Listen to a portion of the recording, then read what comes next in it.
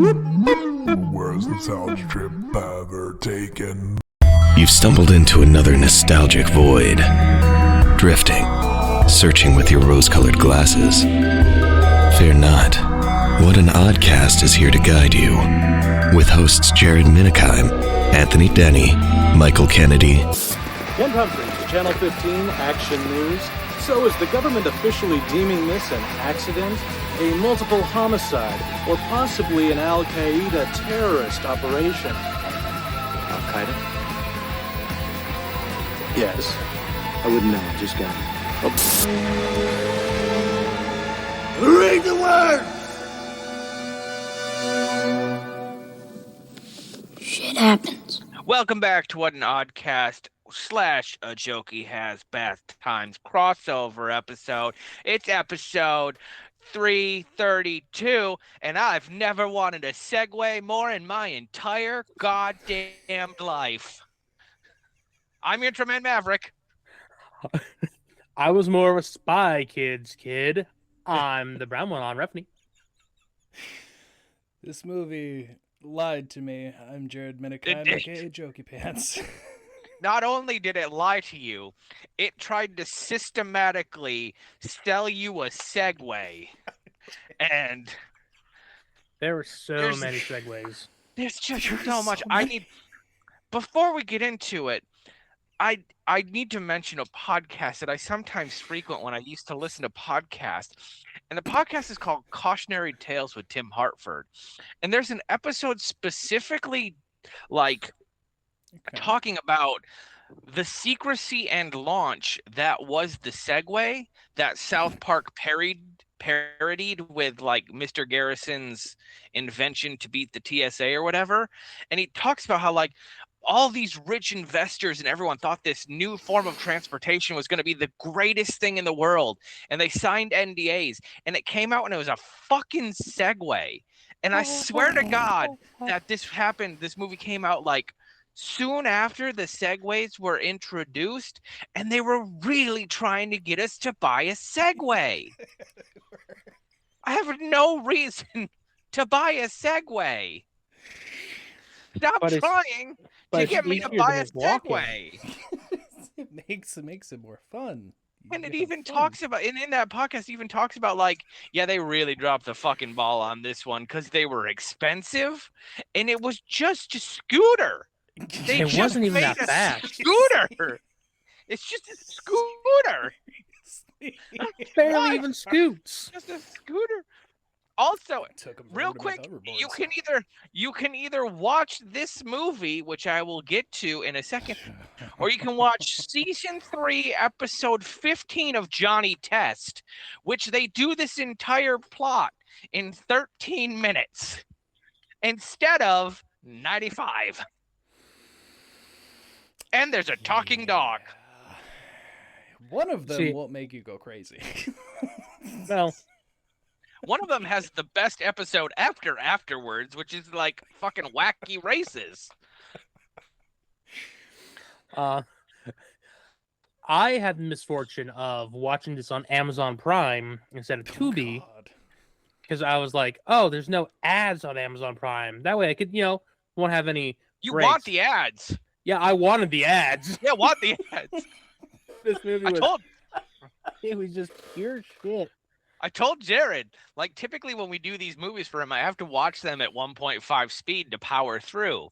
This time I started at regular, because it's Agent Cody Banks. Spoilers of the movie we watched. We'll get to the intro more. And then and I was like, yeah. And so I was like, yeah, after this movie, I work from home. I'll work out after this movie. I started the movie at 8:30. I was at 9:15. I was like, cool, I can almost work out. Wrong. I'm halfway through the movie at that point, and nothing has happened. Nothing. So I skipped to 1.5, and then the last 20 minutes of the movie, I just kind of skipped forward every 10 seconds until plot happened. Spoilers. No fucking plot happens.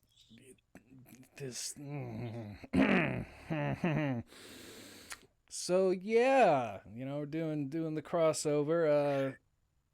We went back in nostalgia And Maverick has talked about that there's rose-colored glasses that we like to wear with things we liked growing up. Absolutely. God, this is one of them. It's Agent hard. Cody Banks. It is hard to see red flags when you're wearing rose-colored glasses, my friend. Well, let's not include me in that. This is the first time I've ever seen this movie. Which way you Lucky. probably had a better viewing experience than me and Jared did. Because Maybe. Frankie Muniz made me so uncomfortable. Yeah. So uncomfortable. He just took off his shirt and then he was ripped. He just had an 8-pack. Fucking Frankie Muniz. Malcolm in the Middle. The kid from Miracle in Lane 3 or whatever with the wheelchair angels. He had a 6-pack. So yeah, this came out in 2003. Let's just start there. Start easy. Oh, shit. Ease you guys into it. Ease you guys into it. 2003. I was 9. Do either of you happen to know the slogan that was on the posters for this movie? Like what this movie's catchphrase, whatnot is? Some bullshit about a teen agent. Was it like anyone can be a spy, even him? I would have preferred that. It's save the world, period, get the girl, period, pass math. Yeah. That's what they put all over this movie. The guy takes He's 2 good at classes math. in this movie. He's also good at So math nice. because he's an agent and learned it at Secret Agent Oh, I can't wait to get into summer that. camp. Movie. Before we get into it, we'll get into it more. Stacked fucking cast though. It really was. For no fucking Weirdly reason. fucking stacked. There's a point Seriously. where we get to the main bad guy is introduced, and it's like, oh fuck, it's Blackbeard. I did the same fucking thing because that's when the fucking message to the group. I was like, Yeah, is that fucking Blackbeard and Emotep? yeah, huh? Yes, Arnold it is. Volslo? Yes, Yeah. it is. Yeah. It's fucking wild. It's- I was like, isn't that the Um, Scorpion King? I was like, no, it's not the Scorpion King. It's the guy who's, it's the other one. It's the mummy. Yeah, it's the mummy. Guy who wants to fight him. Blackbeard and the mummy. We're an invisible man away from a fucking MGM monster movie, okay? Like, that's all I'm saying. He's fucking Sean Connery. So, for this movie, being hate older movie. and knowing movies, that have been throughout our lifetime, when I looked at the director, the movies he's done should have told me what this movie was gonna be like. Okay. Pink Panther 2 Holy fuck. and the Karate Kid remake in 2010. Oh, no. Oh, not the the one with Jaden Jaden Smith. Smith. And the third and only big movie budget he had was like that Mortal Instruments movie. Oh, no. fuck. He's the one That's that a great ruined movie. a franchise. How is ruined Agent Cody Banks the best movie this guy's made? Yeah, he didn't even do the sequel. He just did the first one, and then he did Pink Panther 2 and Karate Kid. I hate this so much. This is Chip, that This is doesn't a- tell you this man doesn't do the best. Like, I mean, you can. Here's the thing. We say, there are no small parts, only small actors. Sometimes you're only given so much, and sometimes you're given a ripped Frankie Muniz, the teenage heartthrob that everyone is after right now, which was Hilary Duff, and then Yeah. you throw in a woman with big tits for the dad, and that's your plot. Shout out to Angie Harmon. Yep. So yeah, we mentioned it. You got Frankie Muniz, Hilary Duff, Keith fucking David as the Keith boss. Fucking David. As the director, who is the creepiest director of the CIA that has ever existed. I Yeah. like to imagine that he is genuine, but only accidentally comes off creepy. he would have been called out in the Me Too movement. That's what I'm saying. This director would have been called out in the Me Too movement. I hear he's good with the ladies. Yeah, that was just. What? I just Where'd you hear that? fucking. I can't even. Oh, begin. don't worry. They'll explain where he heard that way too far into this movie. Yes. So, I only have 2 background things because most of the background information for this movie was just a bunch of nonsense where I was like, no one cares about that, but all right. So first off, Hilary Duff was only in this movie because Frankie Muniz cameoed in Lizzie McGuire and on set had the script and was like, I'm really excited about this project. I think you're going to love it too. And then she signed on because they were friends. Damn. Yeah, we covered another movie on this show last year that we hold near and dear, and even on a rewatch, we're like, no, still hold it near and dear. I didn't think it would come up again in reference to this, but Frankie Muniz was offered the lead role for Holes and turned it down for this movie, and it was then given to Shia LaBeouf. And then Shia LaBeouf skyrocketed to the sun. Wait, are you telling me that we could have had Sam Witwicky, Frankie Muniz? I don't think it would have gone that far, but idea. Stanley Yelnats. But that I saw that and I'm like, he saw the script for Holes and then went, no, I'm gonna do the spy movie after.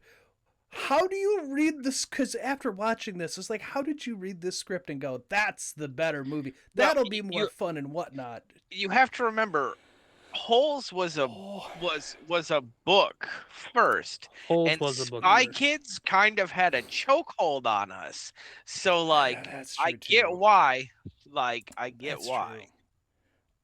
So that's really all I had. I just couldn't believe that he turned down Holes, and this was the movie got instead. One of these 2 I'm okay rewatching at any time.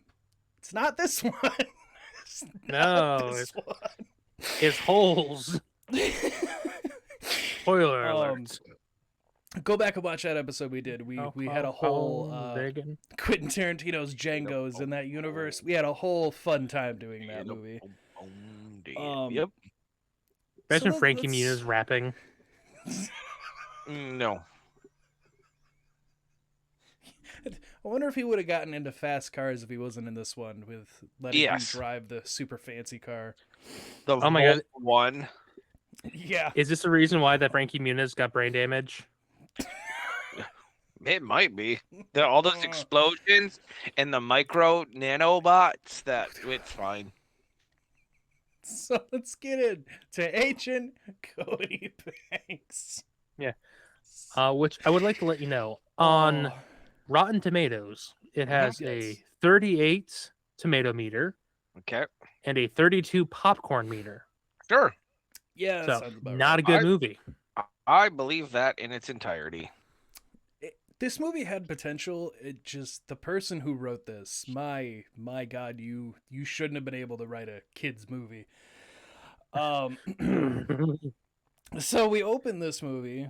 It opens up with the Banks family, everyone having breakfast, everything's whatever. Typical stuff, except there are some lines that are said and talked about. One of them being his younger brother talking about needing more gummy bears. And the reason for that is apparently he runs a doctor's office out of the treehouse and he gets the girls with gummy bears. And I immediately had to go, Jesus Christ, who wrote that into the script? We're not even a minute and a half in and we're already talking about kid being creepy with little girls. What the fuck is this? Yeah, like you'd know, Alex. But Mom, Cody's almost 16 and I've had twice as many dates as him. Sitting in a treehouse isn't exactly a date. It is when you're playing doctor. Anthony did put in the group chat that this movie was very horny, and it did make so horny, very uncomfortable, all the way through. But they argue over chores, and his little brother doesn't want to clean out the guinea pig cage. And then we go outside, and the guinea Wait. pigs are in a fucking rabbit cage outside, and my notes literally, who the So- fuck does that? The thing that pissed me off about this particular thing right here was, hey, will you need to clean out the feces from the guinea pigs, Excrement. the excrement. excrement. The excrement, yeah. And then he's like, hey, then he talks to his brother, like, hey, you clean out the excrement. I know what excrement means. And then the mom yells at him, like, I want you guys talking about excrement at the table. You're the one who brought up excrement. You brought it up. Two things.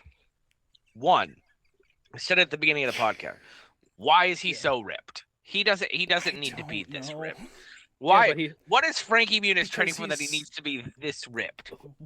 Well, Two, I asked Jared about this before we started recording, and maybe you can answer it for me, Anthony. I don't know. Was there supposed to be a guinea pig plot line that it feels like maybe I missed? Or here's my theory, and tell me if this theory is sound. They were supposed to live in Hawaii, where many people use guinea pigs kind of like as lawnmowers because you're not allowed to. So, and they just either ran out of budget or were constrained by like people shooting or something, because this whole C plot right here with chores doesn't make sense. Even when we come back for chores, it still doesn't make any goddamn sense. He clearly could have been set up like, oh, he's going to use the guinea pigs to mow the lawn while he's out. Yeah, anything. could have been anything. The next scene, we discover cinema's worst mother. Oh my god, yes. This is post 9/11, but I guess before the big 2010 push for better parenting. I don't know. You stay in the car, sweetie. He's 5. Where the fuck else is he gonna go? It's just this He left the random car kid. running, but I guess With She the leaves parking him in the car. brake. But here's the thing. I on a had here, hill. kid knows how to, number one, push down the fucking like parking brake. 2, knows how to use the shifter because he shifts in. I assume neutral, but I'm still like, what the fuck? What is this kid? Fun fact for those who've never driven a car before, you have to push down the brake and shift at the same time. Yeah. So this just the whole thing is just no. I have two theories. But before we get to my theory, I have one theory. But before I get to my theory, as this child is careening down the hill like a runaway pram or whatever, that's clearly a midget. That's clearly a little person doing all the stunt work for this child. But that's fine. I think at some point this may have been a plot point to like probably The babies are turning into little people. no Baby that Jesus? like no you guys gonna let me finish, or should I just keep letting you interrupt me? I'll just give you a couple minutes, see where you go from there. That people know about this child agency and are secretly trying to find them out. That would have made a better fucking movie than what we got. Instead, we got Frankie Muniz not following physics.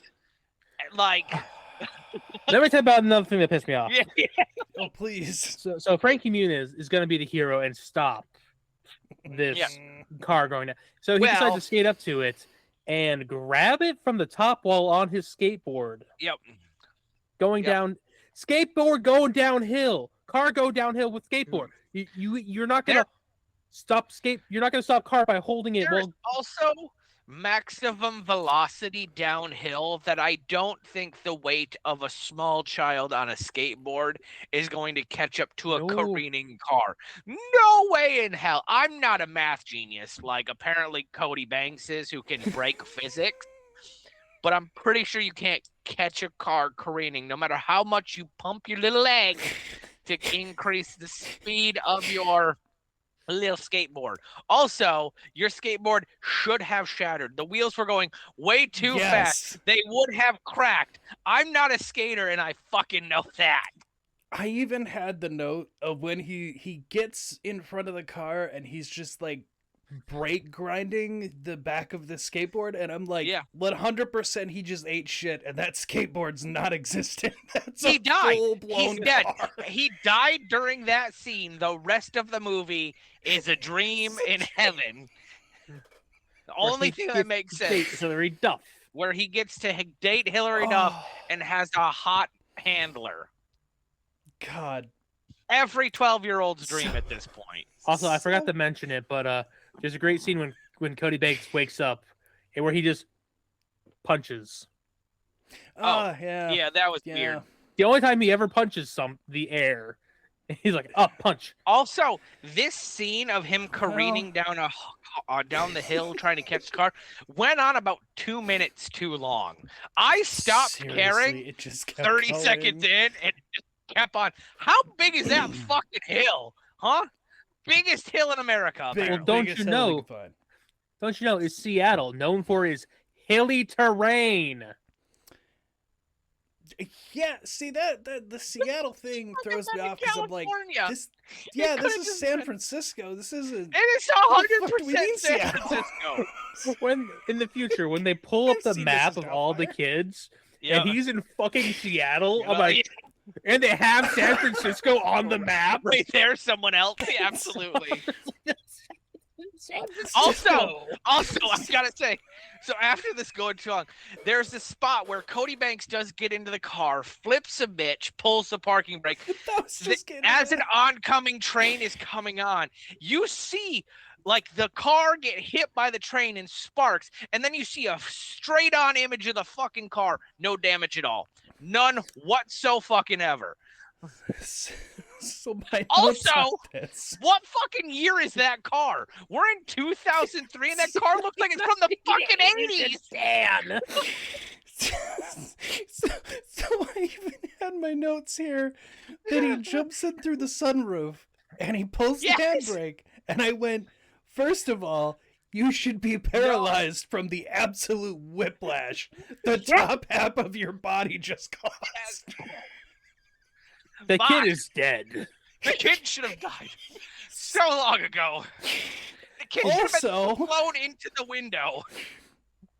Also, wouldn't the car have just stopped? Since when does pulling the handbrake and doing nothing else make a car go a complete full 360 and then stop? It's like a full spin. I'm like, straight. What am I watching? Clearly, this movie is set in the Fast and Furious universe. Yes. Fucking seriously. Also, he just skates away and nobody says shit. Nobody sees him. Nobody says anything. Nobody says a goddamn thing, even though everyone has seen this child wearing the brightest orange fucking shirt in the world. Anywhere I could have pointed him out. You line up 30 people, I would have pointed his ass out. That's the ripped teenager with the orange shirt. You could be in a pitch black room. You're spotting him with that shirt. There's no way. Also, he has his skateboard again, but the skateboard was left like 3 hills ago. So right? And it was slightly on fire when he got there. Other than that, perfectly fine. And then God bless Frankie Muniz, who learned how to skate that far without falling down, because he does almost eat shit when he does not have a body double. And also, he comes out of a manhole, right? I'm remembering that. Yes. Yeah. You ain't going down a manhole. How'd you pick that up? Why did you come out of the same spot? Oh well, he's got the 6-pack abs. He's good. He can. Yeah, he's ripped. He can get that manhole, no problem. Let me get the camera. All right. Well, since apparently Jokey Pants forgot to put me in the video, the only time he does Muppets, and he completely forgot. He also forgot what. Anyway, instead of worrying about me, you should be going on over to www.gg, where you can use code Oddcast to save yourself money. Look at all the flavors they got. They got all these anime things they're doing all the time. You can get Chainsaw Man flavors, tumblers, they got hats, they got hoodies, they got all that stuff if you're into that instead of energy drink. But if you're looking for a sugar-free, little energy drink for yourself, go on over to W and use code Oddcast so these guys can get support from viewers and listeners like yourselves. It would be highly appreciated. Look, just look if you're watching the video version, just look on the screen here, look here. Go to Oddcast, use code Oddcast. That's 10% off your order. 10% off your order if you just go over, use the code, and you show them some love.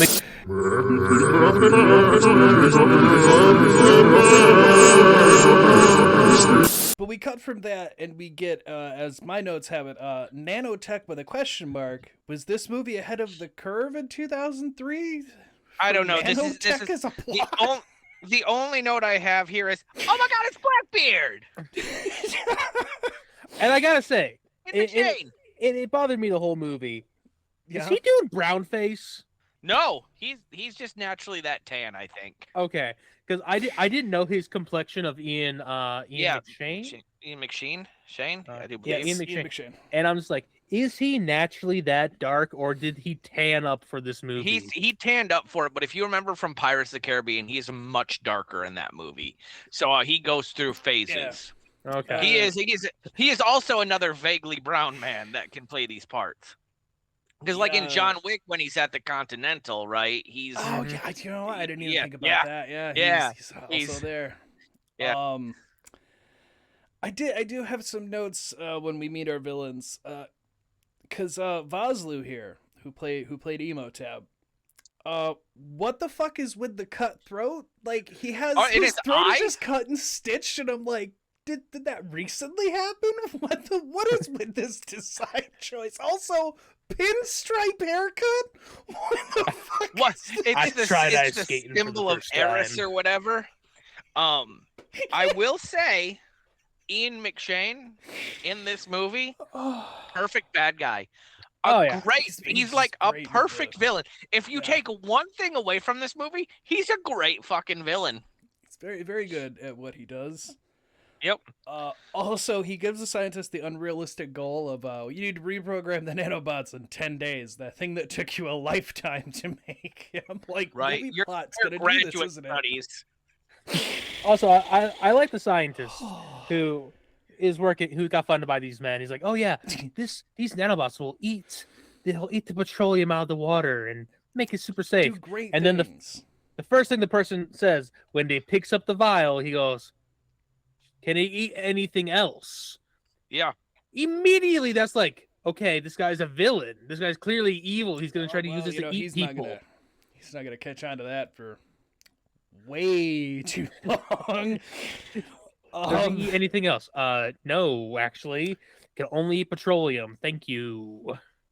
But also, we don't know these villains' names until literally the next scene at the CIA. Yeah. When they're talking about their operative got made, and then you learn it's Dr. Binkman and Mole. And I was like, you couldn't have given us names when they were on screen? Who gives a shit? Because he's fucking Dave, so it's fine.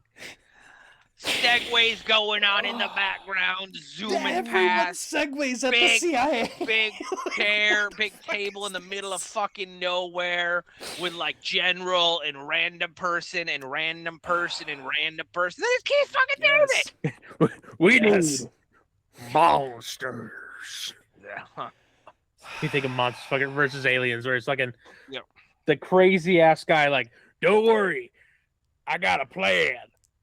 And then we get into Keith Davies is so creepy. And then we get introduced to ADP, which is, for all of us in the real world, someone that holds on to most time cards for large businesses. But this is the Agent Development Program, hard cut into what I can only describe as a 60s or 50s World War II news anchor at the beginning of a movie. This time in the universe. Here's what's going on in your neck of the woods. teenagers. We have videos of all these children on hand. Right, just running around and doing karate. Before we even hired them, we Yeah, had videos of them looking at comic books. We put out feelers to all portions of the world. The plot for this movie is that the CIA runs summer camp that's secretly a spy training facility, but they make it look like summer camp. And they need to reactivate a teenager because Connor's the main scientist, his daughter's their way in, but they need someone to get close to her. I want to get Enter close to that Cody girl. Banks. Well, The best of the best. hang on, we don't know. The best agent we have. I hear he's a real ladies man. Lady killer, of course. I'm like, what the fuck? What is this? I can't. He says I want these kids to fuck. He says it's so creepy. And then we hard cut to Cody in class trying to talk to a woman, and she asks him to his face if he is in special ed. That made me laugh so fucking hard. It killed me. I'm like, oh, you can tell what era this movie was made in.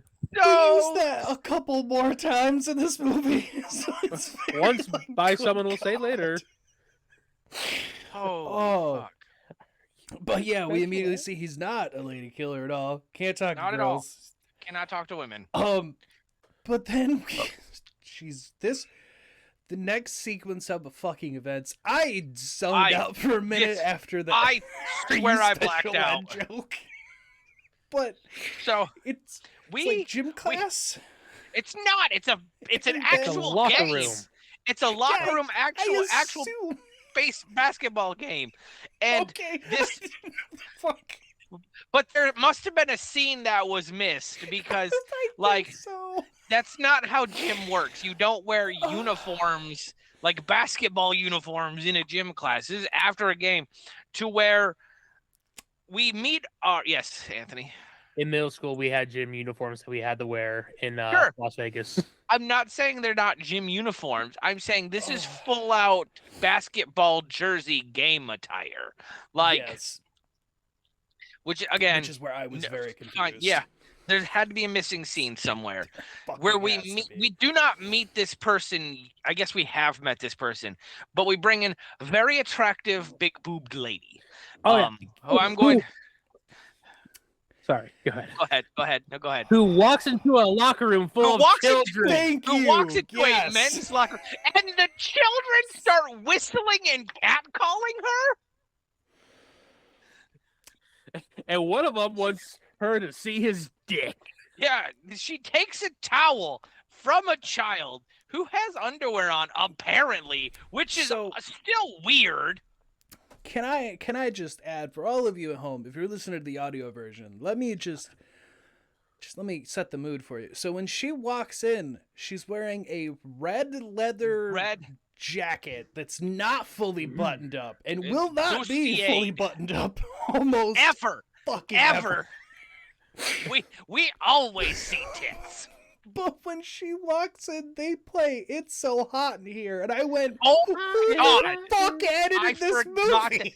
The musical cues in this movie made me black out. We're gonna get ska later, for Christ's sake. So much ska. They just keep using the ska. It's like So, it's like the opposite of a memory trigger from music. yeah. So they're catcalling her. She takes so a much. child's towel. Another kid is like, "I want you to take my towel," and then she starts Whips him in the whipping these boys with the towel. Hits one of them in the dick, and then they So start. hard. The code book is like, "Mary had a little lamb whose fleece was white as snow," and then he says something Pick back. a pack of gum, and it's just Gum. like, what? No. Peter fuck? Piper picked a pack of pickled peppers, and so she says something. He's like, bubble gum in a dish. How many pieces do you wish? Yeah. And then she goes, "I yeah. fucking hate codes that like code. Like I Made hate this these summer things camp. This is camp. what you get What for you had using with limericks at a summer school. codes at summer camp." And I'm like, Jesus Christ. Also, what this movie. there is a non-zero chance that they went up to a kid, Yeah. some random autistic kid, said that, who said the right things back, happenstance. Yep. That kid had 'Cause it- flowers sent to his family for his service. This is and we He did hard not cut go to home. what I assume is downtown Seattle, quote unquote. But I don't. Here's the thing, guys. We don't know where a lot of CIA locations are, but this is clearly not a CIA location. I know No. that because of all the CIA information scattered around. And again, they're trying really hard to make Right. segues a thing. And they're just Yes. not. But this is where we learn that she is technically his handler, which is Yeah. fucking wild, by the way. It's like, yeah, who's the hottest agent we have? That's his handler. Just Yeah, how use did her. She she- never gets how fully dressed. How did she get that job? Like, that's not a job you I don't apply think I for. want I to need, know. how I she need a got that job, backstory on yes. her to know how she got demoted so hard where she's a fucking babysitter. Oh, About to say. Also, there's no CIA bases in Washington. No, there's not. I knew that too. That's why I'm pissed off. Yeah, which means they had to fly him out. I'm pretty sure the nearest one is California, right? Las Vegas. Yeah, okay. And, Like I and knew- who knows? Well, that was 2003. Maybe there was one in Seattle back then. There wasn't. probably not. let's be honest. Probably. And this is not. clearly the CIA, because you can know because it says CIA fucking everywhere. Right in front. Everywhere. On the floor, on the chairs, the name tags. They got to know who they are. So when he goes into the base, he breaks. First off, the handler's shitty at being a handler because she immediately loses track of him because he's just like, "Oh, squirrel." Yep. Yeah. And he gets Shout out caught to by the a fucking- security guard. Yeah. Shout out to the security guard who's like, "What the fuck are you doing the only here?" one doing Doing his it. job. The only one doing his job, and it will come back to bite him in the ass. I would fucking have quit on the spot. Yeah, because he's just like, "You don't have a badge or ID. I can't let you in here. We got to get you out of here." And then he gets interrupted by Keith David, who's their CIA lead person. Director. Yeah, they just have him as CIA director. They didn't give him a name in the credits. But he comes up and he's like, "He's the most important kid in America." And then he takes him and they give him a briefing. Jesus. Oh. Do you want to know what this plot is? Plot is, folks? He has to become the daughter's boyfriend, and they're just gonna feed him information and make him a creepy fucking stalker and be like, "Go ahead, go be her boyfriend." Yeah. Oh, here's everything that she likes. We're fuck? putting you in every one of her classes. Every one of her classes, here's her favorite color, her birthday, her favorite animal, here her favorite foot. It's just like, Jesus fucking Christ. You know, Like, if you can't rush this, man. if there was a new student who had every one of my classes and knew everything, my favorite everything, and wanted to be my friend, I'm immediately being like, "You're from the fucking CIA." I don't know who the fuck you are, but you're from the CIA. I would immediately assume there's something wrong. So he gets a briefing, and then he immediately goes to get gadgets. And as if this movie wasn't fucking horny enough, he immediately puts on X-ray sunglasses and goes, "Oh, boobs!" and I just had to ogles go, the lady. "What the fuck? Why, movie? Why are you Again, so horny?" Shout out to Angie Harmon, who had to deal with being every teenage boy's ogling. It's But just like a such champ. Awkward choices. As I have in my notes, I was literally my notes were like, she might as well just be topless. Like that's not really covered anything. And now they're just X-raying her. Like, what is even the fucking point here? But other than that, they like give him a watch. They give him a new skateboard. And Well, because he wants the car, but they're not giving him the car. The Volt 1. Yeah, even though we learn he knows how to drive, it just whatever. Doesn't know This it's fine, fucking movie. You know, it's fine. It doesn't matter. Also, transferring schools without parent permission. Real quick. Not only do they give him the skateboard and the watch And the sunglasses. And, They yeah. give him $5,000 cash. Oh, I forgot. Yeah, And 'cause he that'll goes, come up later.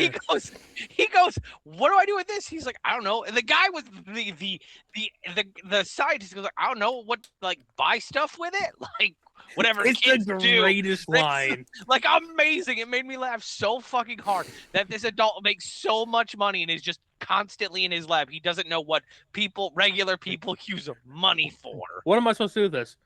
I don't fucking know. It's money. You It's spend money. Spend it. Buy a pizza. I don't give a Stupid shit. kid. It would have been so. The only thing that would have made it funnier is if he would have said not to spend it all in one place, and that's foreshadowing for the future. That would have been so fair. good. Yeah. Yeah. Yeah, but that would have been giving this movie credit for the smart. Yeah. That might be true as well. Yep. But yeah, then the movie just goes, yeah, we're gonna transfer you from public school to the private school that the daughter's at, and like literally that's where I'm just like, we're doing this without parent permission. I don't think that's how school works at all. Don't worry. He got a scholarship because he's got good grades. Apparently, Which you don't get in the middle of a school year. you do not get in the middle of a school year. Oh, let me have my notes here. Because his handler has to pretend to be the school liaison that's getting him Administrator. in. Holy shit, your shirt buttons up further. But of course, we does. can't let the parents see them boobies. That's just for the agents. And I had to stop and just like, I had to write that because this is like the only time she's like that. But also, she walks in and the dad goes like, "Oh, I'm gonna fuck this woman." Yep. Yes. Anything this woman says, absolutely. And the wife locker seems to room be full cool of with it. teens, go in half naked. Got to meet the parents and button up every single button. Just give the dad a handy and he'll accept it. She's clearly the most. She's a honeypot, obviously. Yep, Oh, absolutely. 100%. I do want to say there is somebody that pointed out in the comments for this movie that the poster made her boobs look way more prominent and bigger than they are in the movie. And I have to go, that's a weird thing to point out, but also, holy fuck, they're not Correct. wrong. It's the correct thing to point out. So anyway, he gets in. They take him to the school. They're getting him in, and I have in my note for this whole thing that they put a fucking stadium foam Seahawks hat on him, and I'm like, It's yeah, so that dumb. makes you blend in. Also, no woman likes the Seattle Seahawks. Like, now that I think about it, I wonder if they said it in Seattle just for that fucking joke. oh my god. You're probably right. They could have given him a You're probably 49ers fucking hat, right. though. Big old miner hat. They could have given him anything. But they wanted that big fucking anything. bird. That's why it's Seattle. Could have given him a fucking eye patch and made him a Raiders fan. Fucking could have been in Arizona and given a Cardinal hat. It's funny because they could have taken any effort to be like, if her favorite team is the Browns. It's kind of, so you being a Browns fan in Seattle would be a big help. Anything. Yeah, no. But no, we're going to give you, of course it's her favorite fucking team. It's the hometown team. Also, no one likes the Seahawks at that time. No one likes It was 03. They just got off their good years. What? No. So Cody gets into class. Now, hang on. We now have the first of the ska stings. Oh, that's It's right. the first That's time we hear right. ska music, and I was like, Jesus fucking Christ. And then Cody gets to class and is just the most awkward motherfucker I have ever seen. I just want to interrupt really quick. Yeah. In 2002, when this movie was being written and filmed, Yeah. Seattle Seahawks went 7-9 and did not qualify for the playoffs. Exactly. Well, I know yes, they this was- eventually made it. I even think the year after that they didn't do great. 2003, they did 10-6 and lost to the Packers. Yeah. So it's fine. what I have for him getting into the classroom is he immediately gets his watch stolen and bullied. Because movie didn't have enough going on, so they had to add something. They're like, Yeah, we have to have bullies. another bully plot. Another bully plot. Just fuck it, bullies. Which I recognize the person who is his bully from Shameless. It was like the only thing I recognized him from. Yes. But he electroshocks them with the watch, and no one questions that. Not a And fucking like, soul. They watch him envelop in electricity and no one says shit. It's great because at first he has a fantasy about beating these kids up. He's like, no, I'm not going to do that because it's too obvious. I'm going to make him electrocute himself. It doesn't stop him later in the movie. So I don't, maybe you should have just beat him up. I like horses. Fucking God. Talks yeah, about he fucking horses. sucks. So fucking weird. So bad. They make a second "Are you special ed?" joke when he goes up to Hillary Duff, fails at trying to communicate with her, and she says the same fucking thing again. I'm like, oh my God. It's okay though. Go ahead, Dan. See, we all know the words that they wanted to say, but they couldn't say it. I especially love T.S. Eliot. You do? I think she's amazing, the way she captures the female perspective. It's just so female-like. It's great. T.S. Eliot is a man. Well, if you want to get all technical, of course, but you never know these days. Do you by any chance happen to be in special ed? Yeah, fighting ways around things. But he's in that class, and then I blacked out, but they don't think they do another class. Do they just jump to driver's ed after Right that? to driver's training. Okay. Right to driver's training. Don't even know what fucking class that was.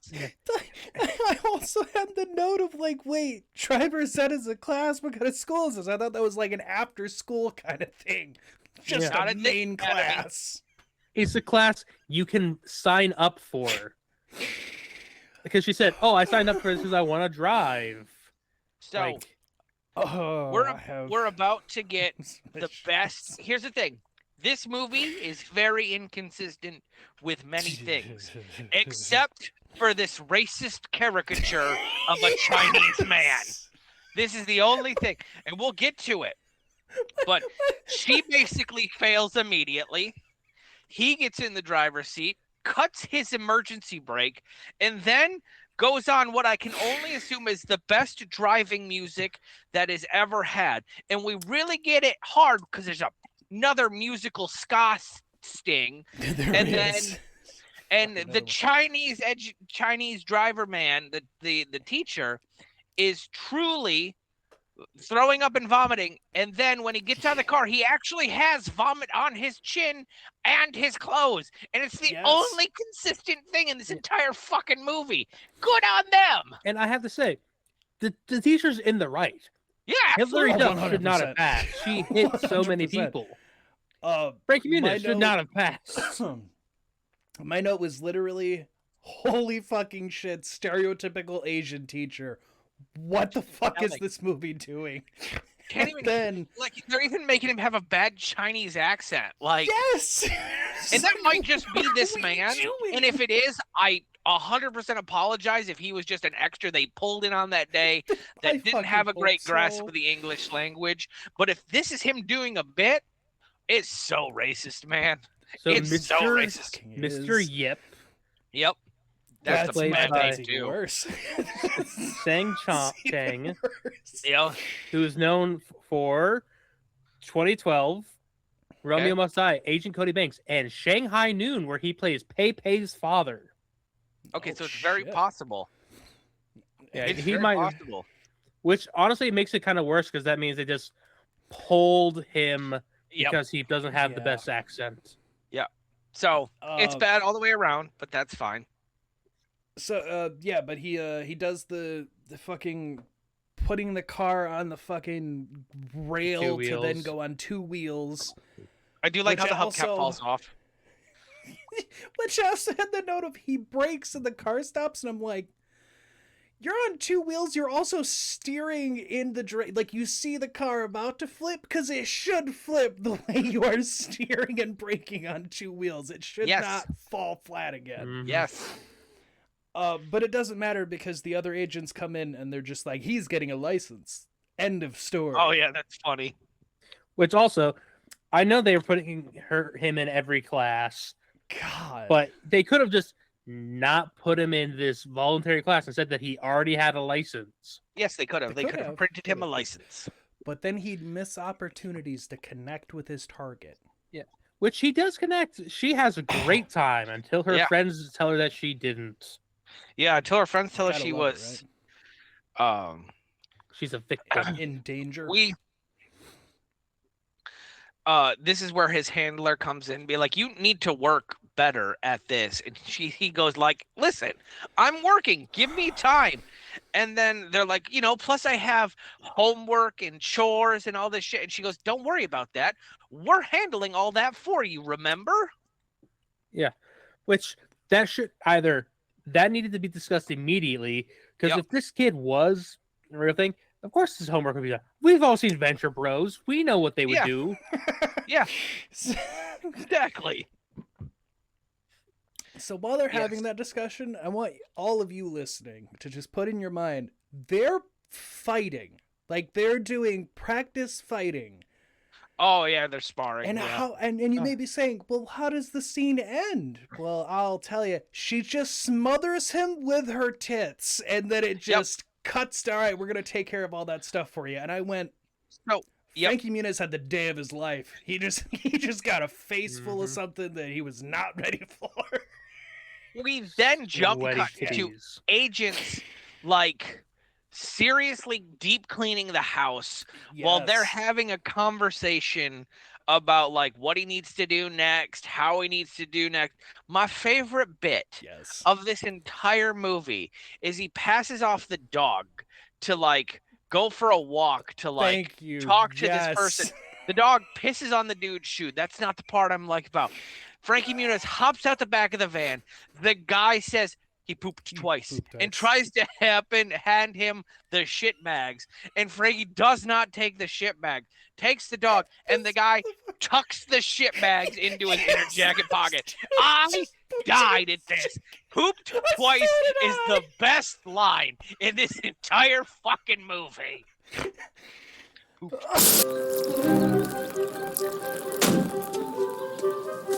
He pooped twice.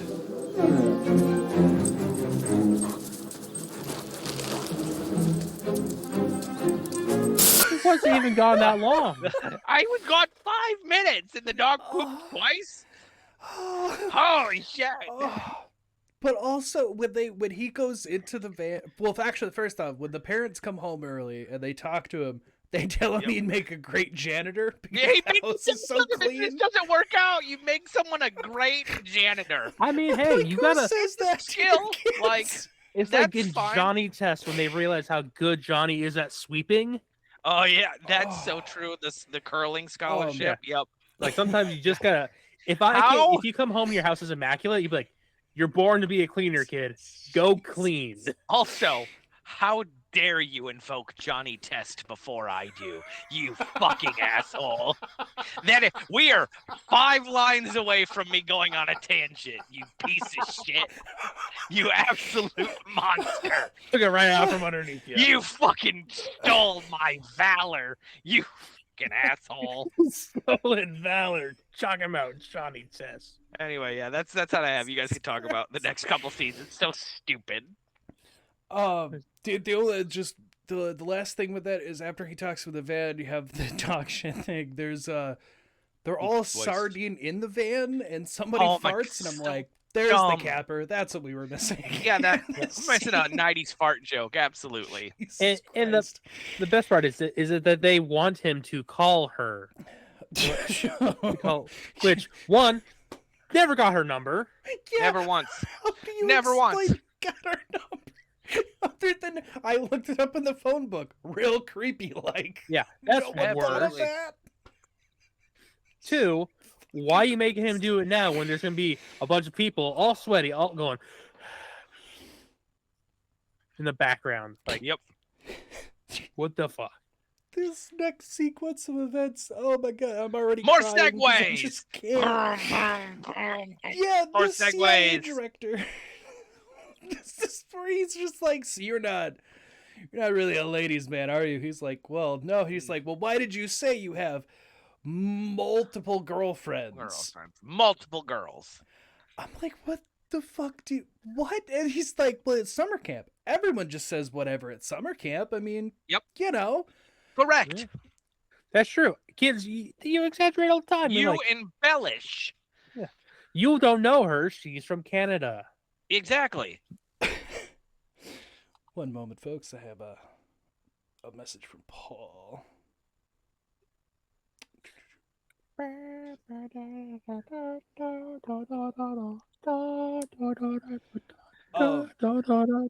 So anyway, they give him a like breakdown of how to talk to women, and it is some of the dumbest shit.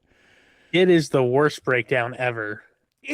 I fucking lost it when there's a scientist who comes in and he has like an anatomy thing and he just holds up the boobs, okay. And I'm like, these are a gift from God. I wrote, this is so bad, and I was like, I don't remember why I wrote that. And then my next note is, why is this so horny? But this all makes sense. They bring in the psychologist, the general, who's all trying to give him motivation to talk to a woman. Look. See these. They just make you want to go, oh, thank God. And I went, who the fuck wrote this in the script? If this movie was an adult movie, like an adult, this would have been the scene where they would have gotten him laid. So he could be confident. This is my next note, Anthony. Thank you for this, for teaming me up. I was like, this movie was for Dad, right? This movie was for Dad. Mm-hmm. This is not a movie for me. This is a movie for Dad. It's a look at the sexy lady, Dad. And then for the little boys, there's Hillary Duff. Yep. So you can just start associating that when, and that's Hillary Duff doesn't get even better when she's our age. Yep. Nobody gives them any good advice, and they use a hologram of a woman that, as God. is way too old for him anyway. What way the fuck are too we doing? old for him. Holy shit. We want you to get a boner. Way too horny. They make her so horny for him. What do you got for me? Yeah. We then jump cut to Frankie Muniz like doing something at school, and he does somehow save Hillary Duff, and then takes her to the nurse's office. And I don't know kind of how we got there, because again, I think I blacked out at the horny lady for no reason. Like, that hologram had no reason being there. Why were her tits so out? This movie was for 12-year-olds. They do that with every woman. I don't understand either. No one wears a bra in this movie, apparently. Everyone's got push-up Victoria's Secret bras. You say that like it's a bad thing. I don't understand. It is when the movie was for 12-year-olds, Paul. I wasn't 12 when it came out. I'll just say that. This was for you, Paul. 2003. Sexy ladies. That's right. So I was well in my 30s at that point. Yeah, so, this was prime year movie then, Paul. Oh, so fucking stupid. But Hillary Duff's character Natalie, she's just putting up a banner on like the school or whatever. I don't even know what the hell it's for, because it'll never get brought up. It's what, homecoming? Maybe it's for her birthday. I don't her birthday. My know. God, it's fucking stupid. But he ices her ankle and then she brings up she did gymnastics, and he's like, "Oh, they never told me that." And immediately blows real his cover. Fucking smooth, Frankie. Who's they? Fuck. Yeah. Fuck. Yep. Anyway, so your birthday. No, It could have been worse. something. At least he didn't do this. Hey, you guys forgot to tell me something, okay? Yeah, right. He'll do that later. The next sequence of events is his handler with the big boobs knocks out the nurse, takes over as the nurse, and basically forces Hilary Duff to invite Frankie Muniz to her birthday party. Did I miss something? Again, I blacked out. Yeah, I don't know. No, because Hilary Duff invites him already. Yeah. Yeah, she invited him, and then the handler comes in, and it's like, yeah, I already took care of it. And she's like, oh, we're never going to talk about this again. And I'm like, oh, like you should have just kept listening from the van another second, you fuck. He was doing so well. His only competent moment. Also, immediately I would revoke that invite.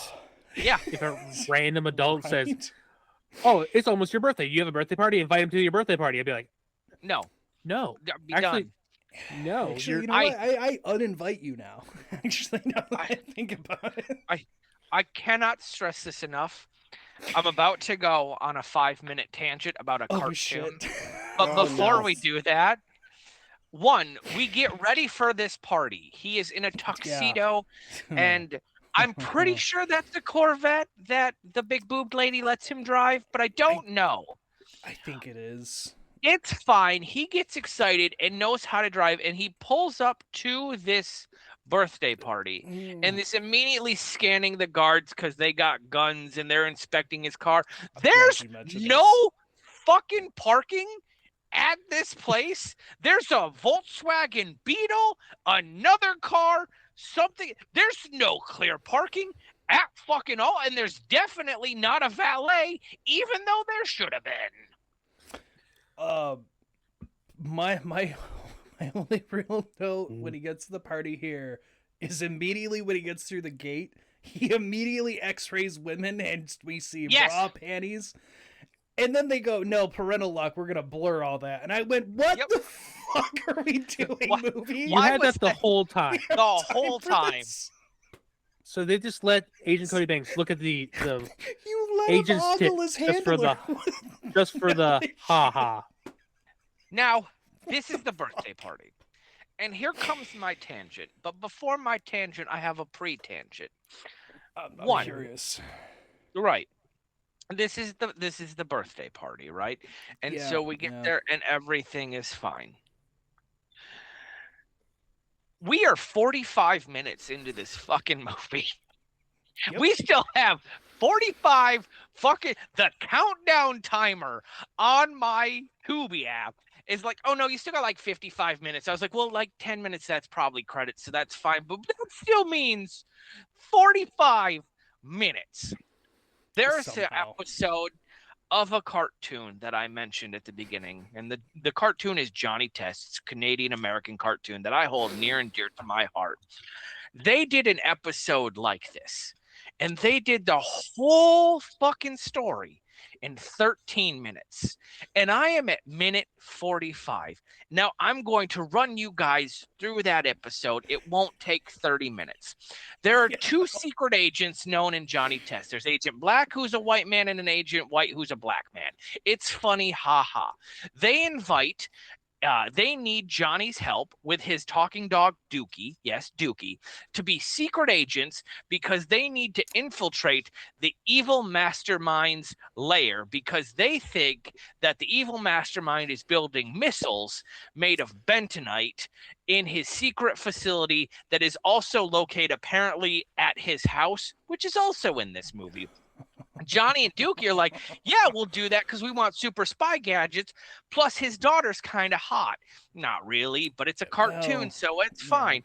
So they do the exact same plot and get him into the same boarding school as the bad guy's daughter, just like this. But instead of doing all the stupid bullshit of flirting with this girl, Agent White gives Johnny his best pickup line, which is the most infuriating thing that I cannot remember. And then he goes on like a 2-second tangent about how he's a stupid idiot. Like Johnny himself is like talking out loud because Agent White is in his ear. She thinks it's funny and invites him to her birthday party. So now he's at the birthday party and it's going into the evil man's lair, only to realize that bentonite is technically what cat litter is made of. And in fact, the bad guy isn't bad. He only wears an eye patch because his cat Floof scratched him. And it turns out, which makes a better fucking movie, that the daughter is actually the one that is the bad guy because she's upset because the dad spends all his time at work and is ignoring her. And in the long run, Johnny Test discovers that makes everything okay because he gets the dad to spend more time with the daughter, and then like the daughter wants to date Johnny Test after, but because the dad's being a good dad now, she won't let him date anyone, especially not Johnny Test because he's a trained secret agent. That's the whole fucking episode. 13 glorious minutes of that, and instead I got 45 minutes left of this shit. Okay? That's fucking dumb. See, it sounds like he would have rather watched Prom Night with us there. Oh God. That's my tangent. Is like there's a whole episode of Johnny Test that did this in 13 minutes. So going back to Agent Cody Banks. Yep, sorry. Do we have to? Yeah, do we have to? Kid gambling, because they have a blackjack table and a roulette table. They have a roulette table. Just like when he first walks in, I'm like, is that a fucking blackjack table with chips? What the fuck? And then there's a roulette, and I'm like, teenagers just gambling? This is my favorite scene in the whole movie. To be honest, though, because I do remember watching this movie, I half expected a baccarat table. You know that, Banks, Cody Banks. Yes. Yeah. Yes. Here's the thing. I would have been fine with that. 100% would if they would have leaned into the James Bondiness of it. But instead, they give us a roulette table. And I, as a man who's going to be 36 this year, have no fucking clue how to play roulette. There's no way in hell. Put a ball on a number. Put a ball on a number and hope it lands. And yeah, I just fucking wild. I could talk you through it. Oh, yeah. The odds of roulette are like the odds of crap stuff. They suck. Yeah. Really. Only stupid people play those games. Really. There's a grid, and there's each of the numbers, which you don't ever bet on just numbers. You can also bet on like the first third, this middle third. Yeah, or just the color, the black or the red. Oh, God, give me a headache. Oh yeah, there's like 40 things you can bet on specifically. Yeah, but like if you pick the symbol like the black or the red, it's only a 2-for-1. So basically, you double your money. Sure. Here's what I would have accepted for this scene, right? They're shooting craps. And he holds the dice for her to blow on, and then they win. I'm fine with that because it's kind of a call-y thing to like James Bond. I'm not fine with a large bald man getting upset that a 12-year-old bested him at a game of luck on a roulette table. That is my favorite thing when the fucking Emotep loses on I need to shoot this kid on a number bet. He loses, which he would have lost regardless. And then tells him it's not real money. Huge. Yeah, it's not even real money. He's like, "Fuck this kid." I was waiting for him to pull out a gun. And it was just like he's giving him the look like he's gonna shoot this kid. Yeah, I mean, think that through. An adult male is playing craps with teenagers. Yeah. Or playing roulette with teenagers. For fake money. Then he wants to beat the shit out of him because he lost the bet. Okay, we're not. How many felonies can we commit in 5 minutes of film? You know? God. Stupid. So this is where Cody also looks over the side. And for a supposed secret lab that's working on things, it's not very fucking secret because they got everything it's in the backside lawn. And they have everyone drive from the boat to their dock and move cargo. And it's like, that's also a lot of explosive tanks being lowered on a secret elevator in the middle of Wouldn't you, if you're the dad, I know that the bad guys said you had 10 days. So he had to, do it on the same. Wouldn't you delay the birthday party by a day? You would think. No, it sounds like, because remember, the daughter was a spoiled bitch, okay? You want to tell her you're going to delay her birthday party by so much as an hour? That's a fair point. So Cody gets in, he cuts into a vent, he gets into the base, and this is where they learn the bad guys' plan, which is they're gonna use the nanites to apparently eat guidance system out of America's missiles. Yeah. And that's it. And that's I went plot twist for you. But also really it would eat the missile. Like these animals are shown to devour metal, not glass. But my biggest issue, my issue is not that. My issue is Doc Connors then being like, oh, "You're evil," and I was like, "Are you fucking kidding me? It took you this long to realize they're evil." You mean the man with the Cyclops for a fucking henchman, whose introductory scene shows him stabbing a baby seal? Yeah. Is a bad guy? Do you mean the dude with stitches across his throat and a fucking burnt eye and pinstripe hair? You didn't realize he's evil? It's based on real life, right? Because you know what happened to the missiles that got the guidance system eaten out of them? They all got sent to North Korea. Those are the ones that Oh, god damn it. Oh. So Cody Banks he has to go into the facility, he has to get nanites to bring back so they can analyze it, figure out how they can try to neutralize, blah, blah, blah. And he just has sticky shoes? Like, what kind of fucking suction cup shoes are these? They look... Oh, dumbest fucking shoes. They got a pocket in the back. Yeah. Also, I would love to see the logistics of someone trying to walk upside down with suction cup shoes. Tom Hanks did it. Yeah. Well... realistically, your feet aren't going to stay in those shoes. Really. Exactly. No, they're not. Shut up with your logic, Paul. They are tennis shoes. I didn't even think about that. The first time you flex to try to move your foot, it's just coming right out. It's just, Then you're gonna have two shoes on the ceiling. Hey. I need to say something real quick that I've never actually thought about that, Paul, until you just said it right now, and now it's really pissing me off. I'm just like, no, absolutely, you just fall out of your fucking shoes. You're not like strapped in by your ankles or anything. You're just gonna, 4 little laces are really gonna keep you in place, huh? Jesus Christ. So, fuck me. So they knew that the nanites could do what they did, but he had takes the little ice that the nanites are frozen in. He puts it in the shoe compartment. Not even 2 seconds later, it's like, oh no, the ice is melting. They're eating my shoe. And I was like, oh shit. Did no one fucking double check that it would keep the ice not melting? What is this plot?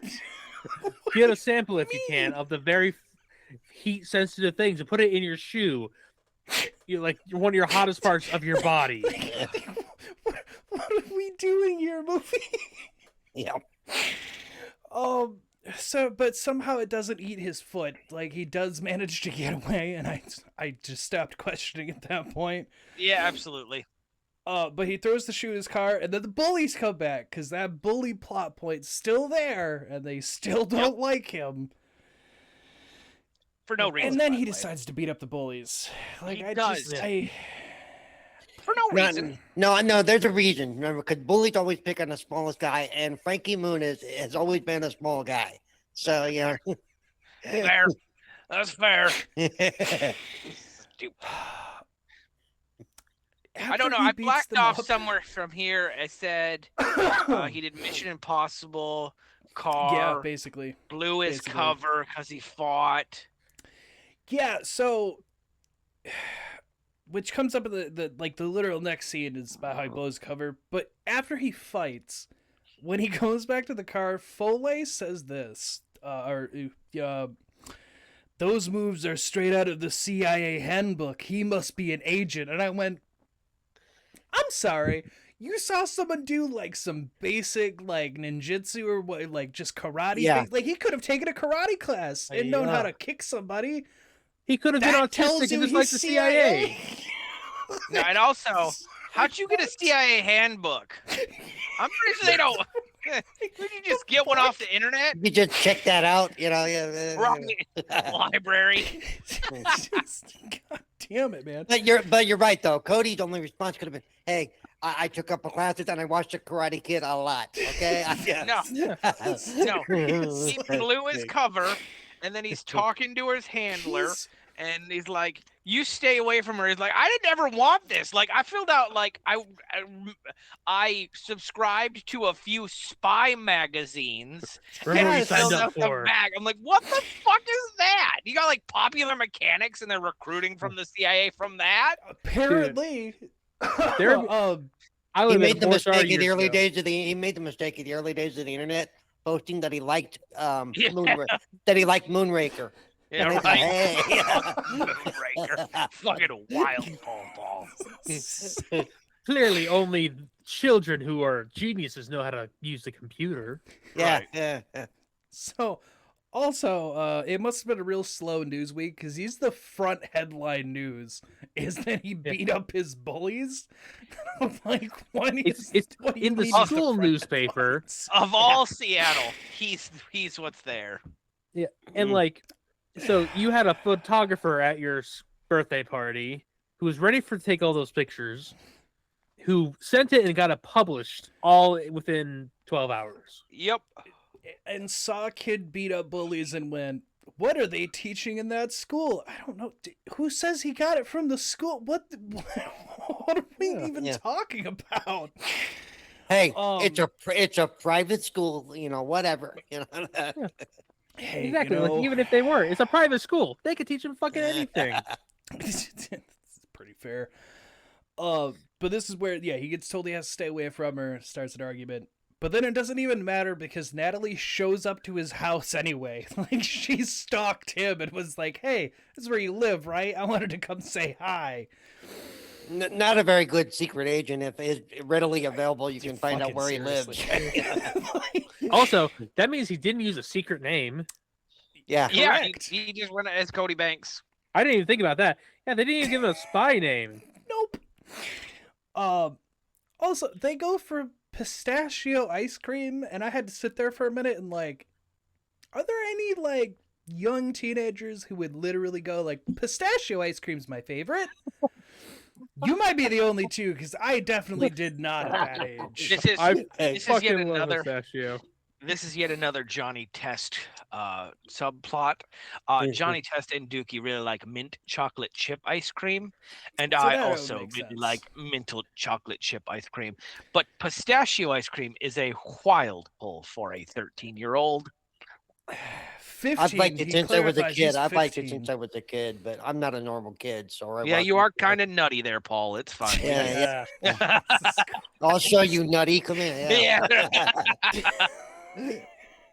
So, but they enjoy this ice cream until the bad guys show up, because they also were able to track him down. Yeah, they were also able to track him down. And kidnap Natalie. They knock out Cody, and then But Cody wait. gets. How does Cody recognize it's the bad guy?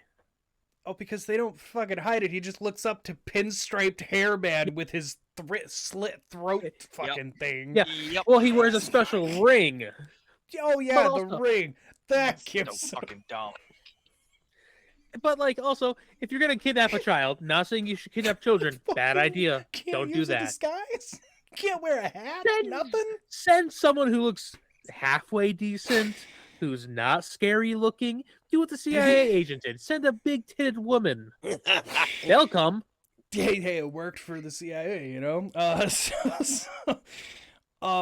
But because this happens, I hated this so much When he wakes up, they immediately blame Cody for her being kidnapped. And they're like, we told you to stay away. And I'm like, you've been surveying, like, you've been watching his house. You know she went to him, right? Like, he did not go out of his way. He followed orders to not. But you're still blaming him. She went into my house. I had to get rid of her from my parents. What do you mean? I'm not the bad guy here. And then his parents also ground him, which is where the money comes back now. Because the little brother, he tells his brother he's an operator because he was fucking with the stuff they gave him. Which also, they like decommissioned him as an agent, but they didn't take any of the spy stuff back. They just let Honestly, him that's keep probably the most everything. realistic part of this movie. Yeah. That's the government for you right there. Yeah, they just leave the shit laying around, you know. Yep. So, but his communicator pulls up. I'm only half in the camera. I gotta move my shit. Okay. But his little thing pulls up coordinates. And I guess because he's a genius, he just immediately knows it's the Cascade Mountains. Which like, is a that was just wild longitude fucking latitude. pull. That's all it was. There was nothing to give you any sign. He tries to call the CIA, but they don't accept his call because he's not an agent anymore. It's a whole thing. They're also closed. Don't worry, they'll be closed. I fucking Fucking stupid. Fucking stupid. He gives that $5,000 they gave him to his little brother to cover for him. Fucking. That was like wild. You gave him all of that. You didn't keep Everything. Cover for me. Everything. What's in it for me? How about I make you $5,000. rich? Yeah. Jesus. Honestly, I do a lot for $5,000. Yeah, but then little brother would have to explain to his parents, where'd you get all the money? Cody gave it to me. Okay, well. Yeah, it's going to raise more questions. But, so he sneaks out. He goes to CIA headquarters. He's going to get what he needs because they won't let him do whatever, but he's going to help. And we get the fucking security guard from earlier who just goes, oh, no, you don't need to show me a badge or anything. I already got yelled at. Good. You're allowed in. Go ahead. Go. Well, first you were great at your job. Now you're pretty fucking bad at your job. I mean, here's the thing. He did get yelled at for stopping him, the most important kid in America. Here's the thing. Is there no one who sends out a memo of like, hey, this person's no longer an agent. Don't let them in the building. No communication to your security there? Well, again, Well, Jared, even in real life, that information would take a while to filter down to everybody. It's a Friday at 5 o'clock. They were closed. Yeah. They were closed. Wild. Memo's gonna be sent out Monday. They weren't expecting to break in and steal everything, including. I guarantee you, IT didn't touch that shit till Monday morning. No. Okay. Yeah. And he stole everything and a jet snowboard, where he goes all the way to the top of the hill to go down the hill, which made no goddamn sense to me, considering, and here's a fun fact, the base itself is yet again at the top of the hill. Yes. Yeah, he That's steals fine. a jet-powered... They were using it as a surfboard, which is why I'm more inclined to believe this was supposed to take place in Hawaii. But they make it a snowboard instead. Hell yeah. Like the problem is, oh they're my like, God. all right, we shot a I know why scene they in a did that. snowy mountain. Where are we going to put this villain where there's a snowy mountain? Shit. Seattle. That's got the Cascades. So, Anthony, I'm pretty sure Anthony, you would know this movie. I'm not. Paul might too, but I don't know if Maverick would. Do you remember the Vin Diesel movie that came out literally the year before this? Yeah. I'm starting to see why they did certain things in this movie, like the extreme snowboard down a mountain. Yeah. Triple X came out the year before. Put it in post. Small side. I had an issue with Triple X because I grew up in Sacramento in that area, right? And there's supposed to be the governor's mansion, and then 3 minutes later he's crossing the Yuba Bridge, which is a span bridge. But it is not 5 minutes from the governor's mansion by any stretch of the means. And I'm like, yeah, no, that didn't happen. You know, that's like if you watch 24 and somehow fucking Jack Bauer crosses LA in 10 minutes or less. I'm like, that never happens. Okay. For some reason, it just clicked in my brain when we get to this thing with the snowboarding, and I started thinking back to like his skateboarding, the snowboarding now, like. And I had to like double check myself. Yeah, no, Triple X came out the year before. This makes so much more sense what they were doing here. When the movie was being filmed, which means they totally could. Yeah, they took Spy Kids and Triple. Even the big-titted ladies. Things I do for my country. Yes, that's why it started to click for me. I'm like, wait a minute, this is just Triple X okay, for kids. I will say that of the three that we just talked about, Spy Kids was the worst. Okay. Oh. Well, it was after your time, Paul. So no, Spy Kids was bad. Okay, and it only got worse from there after. That's true. That's fair. That's fair. Might be fighting words. He then crashes the snowboard immediately, and then is immediately rescued by who I have noted now as Boobs Galore, because I did not actually write down her name. And she says, "What do you think that we only have low jack on some of our things? Man, you could have just said GPS. You didn't need to say low jack." No.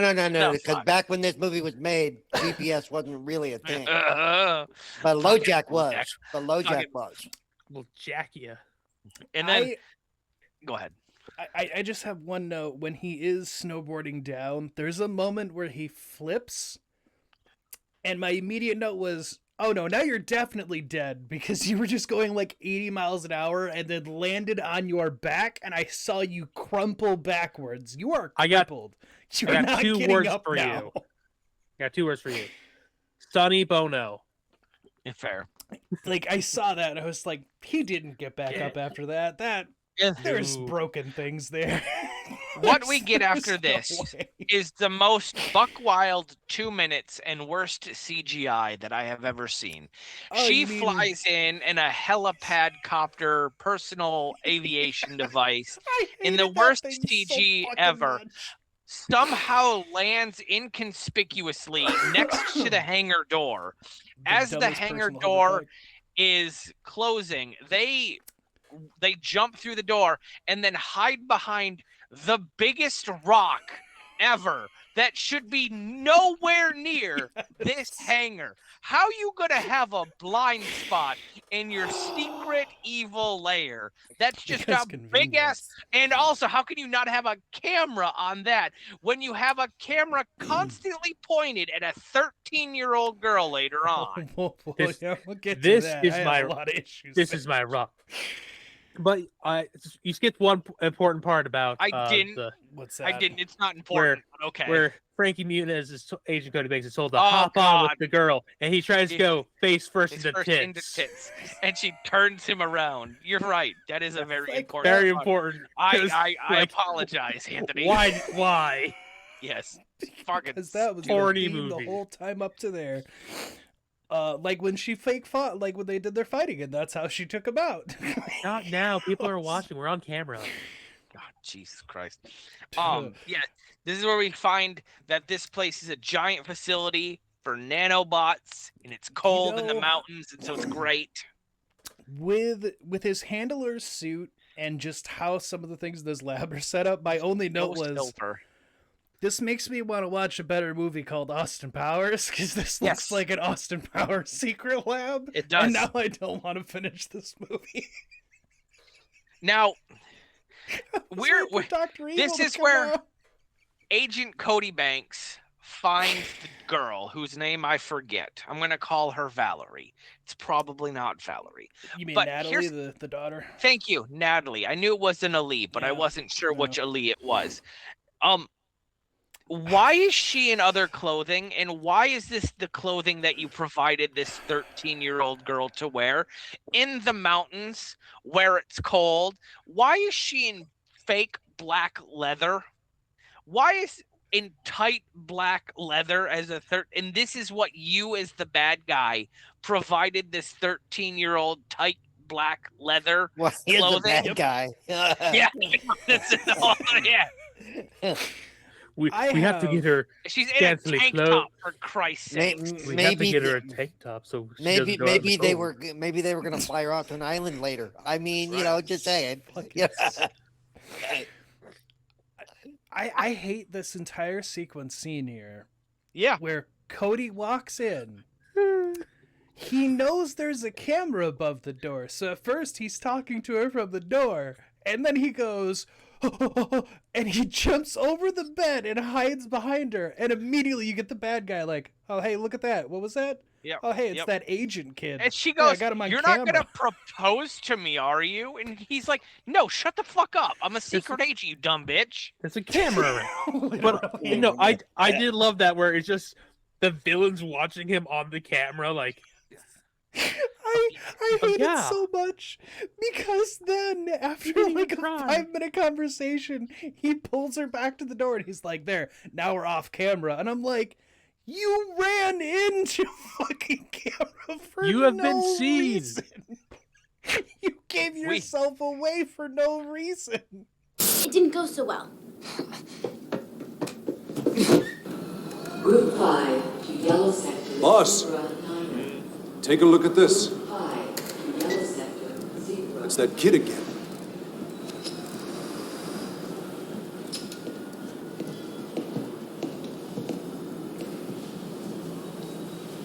Go get him.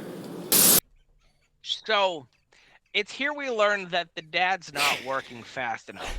And in order to make him work faster, they're going to torture his daughter. They bring her to a holding lab and strap her in and then take out one of the nano ice cubes and like are going to threaten him or threaten her. They don't even strap her. They just like hold her arms and they're like, hold her still. And this is why I think Ian McShane is a great bad guy. She says, and I quote, "Where is my dad?" And his response, "I'm not going to tell you." It's so good. I love the whole time. Good. Every time someone's clearly sets him up for the James Bond monologue, where he's like, no, I'm just not. No, I'm not going to do a monologue. I'm just like, I'm not going to tell you. As he walks through the fucking door. Love that suit. No place for a gun in there, right? Where is my dad? I'm not going to tell you. Yep, that's why. Going back to James Bond, Goldfinger is my favorite James Bond movie because Eric Goldfinger does not monologue. Yeah. What do you want from me? What do you want? I don't want to know nothing. I want you to die. That was it. That's this man, and it's so good. And in a couple of minutes, when Cody Banks says, "Let her go, or I'm going to blow it up in space," and the boss and the Ian McShane's like, "No, blow it up." Yeah. Go ahead. Go ahead. Yeah, I don't care. It's so good. It's so good. So, just we've mentioned this so many times. This movie is just unnecessarily horny. Yes. Even Dr. Binkman here makes a comment when he looks at the handler at her like tight suit, and he goes, "Oh, I like your suit. Can't hide any weapons in that, can you?" And I was like, "That's so fucking why are we wild. making comments?" The other thing they could have done was, "Baby, it's cold outside." You know why they know that? You know? Yeah. You know, the worst part, she makes me, I think, even more mad with her outfit here because it's just, again, like, not fully zipped up, and I'm like, yes, gotta show the cleavage, even if it means fucking freezing to death. Why not? Could you imagine frostbite on your nipple? Oh, God. No. Turkey's done. Oh, yeah. Right. Just give me some tape. I have here, like, the torture that he's doing is fantastic. Like, putting the ice on her skin and letting it melt. I thought it was so funny. He's such a good bad guy. So I had a question with that. Yep. Because when it melts in his shoe earlier, the nanites, like, immediately eat his shoe. Yeah. But the ice is just melting on her face, and not a single nanite comes out. No, I don't think we There's- have. It hasn't melted quite enough yet because it's so cold in there. But It's so cold in there. and also his hands also was melting the ice. Yeah. Like Yes. I'm holding it against her skin. Yeah, you're squeezing it too. You're also putting your fingers at risk. Listen, Like, it doesn't He matter. does not Doesn't give a matter. shit. So Yeah, I will doesn't matter. say there's a great part coming up, and when we get to like the climax of the bad guy, I do want to call back to something. So when we get there, let me know. By the way, Ian McShane always plays a great bad guy. Have you ever watched him in Yes, in yes, it does. I can't think of the name of the HBO show that he was in, where he was the Western, where he was, you know. Yes, Oh, I know exactly West, what you're talking about. Westworld? Was he in that one? No, it was No, the no, other one. no. But yeah, Okay, he's not that. Yeah. I know which one you're talking about. He's also Blackbeard, which Deadwood. is Deadwood. There Yeah, we he was go. There we go. awesome in Deadwood. he's a great Blackbeard in the one Pirates movie we don't. Yeah. talk about. So I also I liked him in. He played Odin in American Gods, and he did really well he with did that. play Odin in American Gods. You're right. See, Yeah. one of my favorite Just roles does of him well if you is give him the right stuff. Tai Lung from Kung Fu Panda. Yes. I fucking forgot he was Tai Lung. The only movie I could definitely say there was no way he could have saved it was the remake Hellboy, when they made him the father character. Yep. As much as I love him, that movie He's the has so many dad? issues. Yeah, he plays his father in that one, and at the end they do the terrible CGI'd I'm a ghosty ectoplasm body thing, son. It's and hard it to just beat ruined John it for Hurt. me. So It's so hard to beat John Hurt. John Hurt. So at this point, Cody sets off the explosives in the base. Everyone gets free. They do they throw it or kick it? Either way, the nanite ice gets thrown into Brinkman's face, and he swallows it. He shoves it. Shoves it. Okay, I thought shoves it in so. his I mouth. thought so. This is where I want to get my call back. The first time we are introduced to any kind of ice is at the beginning of the movie when Keith Davies is handed a cup of ice and he digs the ice out with his hand and be like, I don't know where that ice had been. It could be in the freezer and have a bunch of junk in it. It is such good foreshadowing for such a shitty movie that has no payoff. Honestly, I thought it was going to come back where it did end up going to the USA, Yeah. but Keith Davies was like, I don't want this fucking ice. Where did this ice fucking come from? Send it back. I was expecting that the entire time after when they're like, it's the ice. The ice melts in his mouth and he disintegrates for some reason. They eat him. It's They so eat him The from the nanites inside start out. eating him, and Foley has the whatever the hell programmer thing, and even Doc Connors is like, you're not gonna stop them.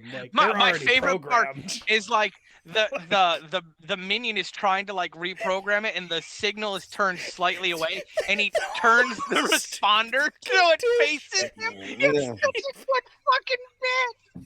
I laughed so fucking hard at that. It's like it's gonna do a damn thing. And then Cody and Foley fight, and he punches them down, and there's just explosions, and you're just like, okay, well, they're both dead, and they move on. Fun fact, he's not. But anyway, so the nanites start melting everywhere. They start eating the facility. Also, I just want to question. There is a point when they're showing the facility getting eaten and whatever. There's support structure beams that just explode for no reason, and I went, did they build this with fucking C4?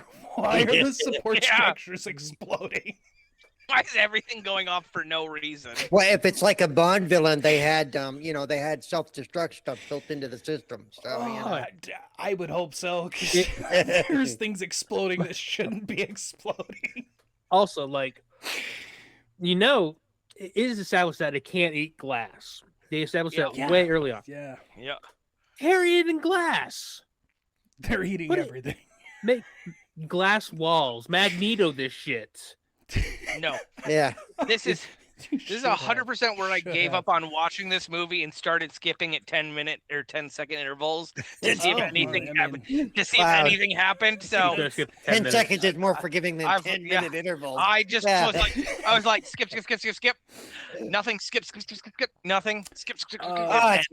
That's like reading the Hobbit. Yeah. And they opened the door to Grand Hills, and every grass, was green and flowing. And you're like, okay, let's go. Action. Trees. Okay, yeah. A rock. Okay, got it. Oh, wait. All right, back to the doors. Oh, the ancestry of the rock now. All right, well, let's get past that. But yeah, at Who this the point, fuck is C.S. Lewis? Why is he in here? They run to the chopper and they try to open the door, but the door won't open. So then Cody jumps off and he throws the nanites at the door, so they'll eat the door. And I guess there's no splashback to the chopper directly behind where he's throwing the ice. So they only eat the hangar door. And then how far are these things going to eat? You've put it to the outside now. Is it going to continue to start to eat the mountain? Does it eat the mountain? Because they seem to eat rock and metal at this point. I don't know who. Are we doing G.I. Joe? I was just thinking about that. It had to be because remember it was cold. Remember, so at some point it's going to be too cold for them to continue. So that's smart. So they all get out and everyone's safe. But then, oh no, Foley's not dead, and he comes out and him and Cody fight. You ruined my hair. You fucking ruined my hair. It's just singed at one little tiny spot. I'll be honest. I didn't notice how weird his hair was beforehand. So when I'm like, did you when he came, because I was like, oh, he was immediately. See, I would have expected that more from Hillary Duff's character when she got kidnapped. and like when he's like, you ruined my hair, I'm like, it looks the same. Yeah, exactly. But they fight and this fucking thing. So Cody just puts him on the hovercraft pack thing, straps him in, and sends it back to the CIA headquarters because apparently it has autopilot buttons, and he just tells it home. And I want to think about that. Okay, if they had that, why did what'd you call her? Boobs? Yeah. Yeah, I mean, why did she chase after him? Why didn't they just hit that and he's on it and all of a sudden he can't control it and it drags him back to headquarters and they go, we want our shit back, man. Yeah. Why not just maybe send her in there like jetpack joyride style through the walls, grab Hillary Duff, hit the button, go back. Well, if Cody hadn't been a fucking idiot and gotten in front of the cameras, could have avoided this whole sequence of end of finale here. But then movie wouldn't be able to movie, I guess. But they escape, facility explodes, and now we just get the ending of the movie, which is Cody's made a full operative. Foley gets rolled in and what I can only describe as like a metal BDSM fucking holding thing. Like, what the hell was this? Like they had plans for a second one, but that didn't quite fall through because he clearly didn't want to do anything else. Yeah. But yeah, so he's locked away, says he's going to get revenge. But as Maverick's pointing out, even I didn't think he came back in the sequel, so... From looking at the cast list of Agent Cody Banks 2 Destination London, he does not. Yeah, but yeah, he gets made a full agent. The lead operator tells him he can get one favor, anything he wants at all. And he's just like, any favor? I know what to do. I'll waste my one favor from the CIA to get my girlfriend her license, even though she can't drive to save her fucking life. Which is so funny. It's like, yeah, anything I want from the U.S. government. And that tells you how a horny teenager thinks, you know. Yeah, that's fair. He doesn't even take credit for it. She's like, I can't believe I passed. Yeah, she does. Yeah, she gets her license. They drive out to an actual date, and then the movie ends with him getting called, and then them being like, "Nah, we're busy," and then credits. Which I don't know if you caught this. I don't know if Mike caught this. But that fucking ring is the same thing from Austin Powers. Yes. It's the same fucking ring. Yeah. I was like, what the fuck? You can't just do that specific ring. You know what you're doing. You can. Also, when he knocks, like, because she's hologramming up on, like, the phone thing, when Natalie knocks it off the back of the car, she screams like she's falling, and I'm like, yeah, you're a fucking hologram. You don't feel the fall. Not how that works. Well, what they did is they actually miniaturized her and turned her into a Cortana and sent her through. Still not how that works, but that's fine. We gotta go, Chief. Jared, not to get off the subject, what is that behind your head? Where behind the my other head? You gotta be side? Specific. The big. Is that my greatest failure on your wall? The Pocky's, the one chip challenge? Oh yeah, I still have one of those. The one that we didn't use, and that I just had as a reminder of that time you died on screen. You can find it on TikTok or YouTube. Well, not YouTube. YouTube moved it down because copyright stuff. But fun fact, TikTok doesn't give a fuck about any of that, as I've learned. So it's on TikTok now. You can go find it there. Where I turned it black and white, and the sound of silence comes in as you see him physically die. Hello, darkness, my old friend. Did you use the originally it original was or on the YouTube, Disturbed and then, version? If you didn't use it's the the Disturbed original. version, then the you go original. back and put the Disturbed version in there. I'll hold. I won't say any opinions on that. So, Agent Cody Banks. Bad fucking movie. Yeah, What a rose-colored fucking nostalgia movie. for us who grew up with it. Fucking bad fucking movie. Remembered it as good, and it was just overly fucking horny for so many boobs and so many things of people just getting shoved in boobs for no fucking reason. It's very titillating. All I gotta say is thank you that I wasn't the one who had to watch it. Yeah, It was so wild. You're so lucky. This passed as entertainment at one point in time. It did. Apparently, in What the a sequel, weird they time. replaced Boobs McKenzie with Anthony Anderson. Yes. That's Yes. why he's in it. Okay. Right. Yes, he's the new handler. Well, his boobs are bigger, or were. Multiculturalism, Paul. Multiculturalism. At least he's funny. Well, depends on the movie. Yeah. So watched so that's Kangaroo Agent Jack, Cody right? Banks. Yeah. Yes. Yeah, exactly. The whole plate. Depends on the movie. It depends on Well, the movie. And his cartoon was pretty funny too, though. I enjoyed. Yeah.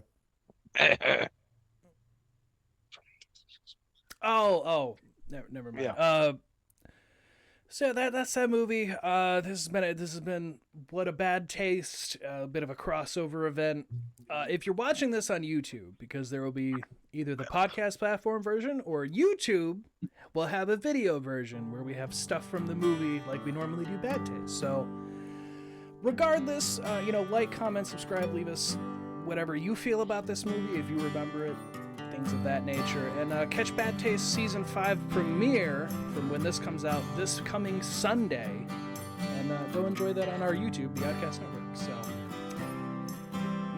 other than that, follow us at OddcastN. We got oddcastmedia@gmail.com. Stay happy. Anything else anyone would like to add? No, I might have more next week. But for now, I'm good. If you want to watch a spy movie, just watch Kingsman. Yeah, watch The Kingsman. Even The Kingsman is our movie or better. At least that wouldn't be having horniness. At least that's aimed at adults and it's not fucking 13-year-olds. So, yeah, just watch that instead. Goodbye, everybody. Stay on. Goodbye. Goodbye.